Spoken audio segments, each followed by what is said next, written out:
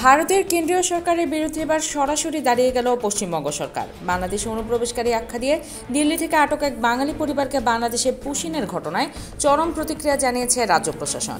দিল্লিতে ২০ বছর ধরে ময়লা সংগ্রহের কাজ করে আসা দানিশ শেখ, তার স্ত্রী সোনালী খাতুন এবং তাদের শিশু সন্তানকে গত ২৬শে জুন বাংলাদেশের সীমান্তে ঠেলে দেওয়া হয়।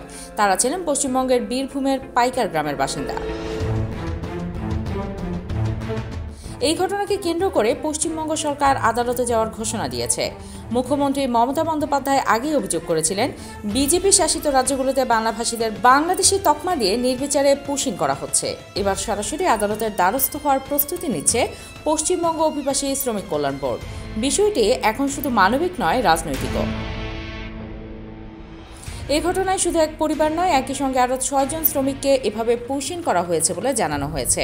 পরিবারের বাকি সদস্যরা নিখোঁজ ডায়েরি করেছেন এবং কলকাতা হাইকোর্টে যাওয়ার সিদ্ধান্ত নিয়েছেন।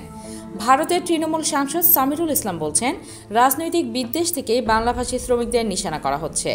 প্রমাণপত্র থাকলেও তাদের পুশিং করা হচ্ছে। বাংলাদেশে যখন অবৈধ অনুপ্রবেশ নিয়ে তীব্র বিতর্ক চলছে, তখন প্রতিবেশী ভারতের একটি রাজ্য সরকারের এমন অবস্থান নতুন প্রশ্ন তোলে। এটা কি কেন্দ্র রাজ্য দ্বন্দ্ব নাকি বড় কিছুর ইঙ্গিত?